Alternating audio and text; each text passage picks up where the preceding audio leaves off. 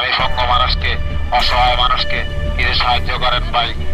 শহরের ব্যস্ততম মোড়গুলোতে প্রায় দেখা মিলে ভ্যানে করে মাইকিং করে ভিক্ষাবৃত্তি করা হচ্ছে। আবার কোলের ফুটফুটে শিশু নিয়ে সহানুভূতির আশায় হাত পাচ্ছেন নারী ভিক্ষুকরা। কিন্তু প্রশ্ন হলো, এরা কি সত্যি অসহায়, নাকি মানুষের আবেগকে পুজো করে চলছে এক ধরনের সংগঠিত ব্যবসা? ভিক্ষাবৃত্তির নামে চলছে রমরমা বাণিজ্য, এবং এই ব্যবসাকে কাজে লাগিয়ে কয়েকটি অসাধু চক্র কয়েকজন মানুষের আবেগকে কাজে লাগিয়ে তাদের স্বার্থ হাসিল করে নিচ্ছে।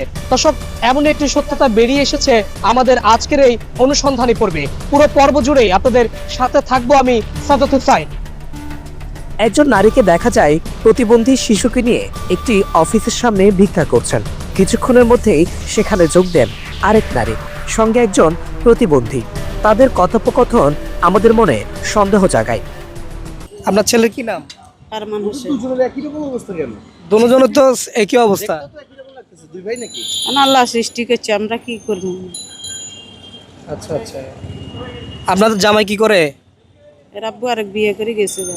আপনার বয়স কত হবে? আমার 27 সালে। কত? 27। 27 বছর বয়স। হ্যাঁ। ভিক্ষা কয় বছর ধরে করেন? 5 বছর। 5 বছর। এই 5 বছর খালি ভিক্ষাই করেন? টাকা পয়সা জমান নাই? কি করবো, যা রোডের পরিস্থিতি খারাপ, যা হেডে লোডে ঘর ভাড়া দেওয়া লাগে। তো দেখি যে আমাদের ঘরে নিজের সন্তান আছে, বাচ্চা আছে, একটা মার প্রতি একটা সন্তানের যে টান থাকে, যে একটা আন্তরিকতা থাকে, বা মা সন্তানের যেভাবে খেয়াল রাখে, এদের বিন্দু পরিমাণে দেখা যায় না। যেহেতু দেখা যায় না, কি জন্য এদেরকে আমরা দেখি যে সারাদিন বাচ্চাগুলোর দিন ওদের মধ্যে ভিক্ষা করাচ্ছে, কখনো বাচ্চা পড়ে যাচ্ছে, ঠিকমতো কাইতি আছে, ঠিকঠাক করে না, এবং ওদের ভালো কিছু খাওয়াইতেও দেখি না। বাচ্চাগুলাকে ভালো খাবার যদি কোনো মানুষের দিয়ে যায়, এরা দেখি যে বাচ্চাগুলার খাবারগুলা ওরা কিছুটা খাবে বা নিজেরা খেয়ে ফেলে। তো সারাদিন এদেরকে দিয়ে ইনকাম করায়, বাচ্চারা তো ভালো কিছু খাওয়াইতে পারে, কিন্তু কখনো দেখি না এটা। সারাদিনে দেখি এগুলো ওদের মধ্যে ঘুরবে আর ইয়ে করবে। সন্দেহ আরো বেড়ে যায় যখন চট্টগ্রামের আগ্রাবাদ মোড়ে ক্যামেরা দেখে কিছু ভিক্ষুক হঠাৎ করেই সরে যেতে শুরু করেন।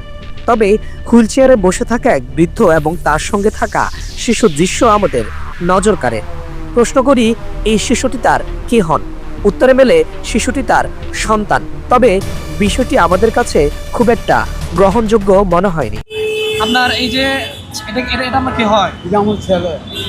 ছেলে? আমরা কয়টা ছেলে? একটাই ছেলে। একটাই ছেলে। বিয়ে করছেন কত বছর? আমি বিয়ে করছি 2000 সালে। 2000 সালে। এই ছেলের বয়স কত? এদের বয়স সামনে 9 বছর চলে। কিন্তু পাশের আরেক ভিক্ষুকের কাছে জানতে চাইতেই বের হয়ে আসে চাঞ্চল্যকর তথ্য। ছেলে আমি দেখতে 3-4 দিন ধরে এলাকা এক মেয়ে এলে আইতে। মানে এর আগে মুরব্বীরা আরেকটা মেয়ে নিয়ে আসতো? হ্যাঁ, ওরই মেয়ে বলে। শুধুমাত্র এই একটি ঘটনা নয়, শহরের মোড়, শপিং মল, হাসপাতালের সামনে, রেস্টুরেন্টের কোণে প্রতিবন্ধী সেজে কিংবা শিশু কোলে নিয়ে সহানুভূতির আবরণে চলছে পেশাদার ভিক্ষাবৃত্তি। শুনলে অবাক হবেন, সকাল থেকে বিকেল পর্যন্ত ঘন্টা হিসেবে শিশু ভাড়া নেওয়ারও প্রমাণ মিলেছে। যে যেগুলা এরকম করে বাচ্চা ভাড়া নেয়, এগুলো ডেইলি কত টাকা করে, কতক্ষণ লাগে, মানে এটা কি কত টাকা করে দিতে হয় প্রতিদিন? 200-300 টাকা করে দিলে বাচ্চা ভাড়াটা নেওয়া যায়। তো এটা কি দাম বাড়ে না? বাড়ে বেশি পাইলে, কিন্তু পায়জামা দেখি অন্য জনের মায়ের হলেও ভিক্ষা করে। বিনিময়ে কত টাকা দেয়? 400 টাকা দিই। আশা দেখে আমাকে সাহায্য করবো, চলেন। আপনার আজকে সারাদিনের যত একদিনে কত করে পান ভিক্ষা করে? 300-400 টাকা। আপনাকে 300-400 থেকে বেশি দিব, চলেন। আমরা যদি আপনাকে 1000 টাকা দিই, আপনার বাসায় গিয়ে দেখে, আপনার বাসাটা দেখে রাজি যাবেন? এরা আসলে এরকম এগুলোকে ব্যবসা করে।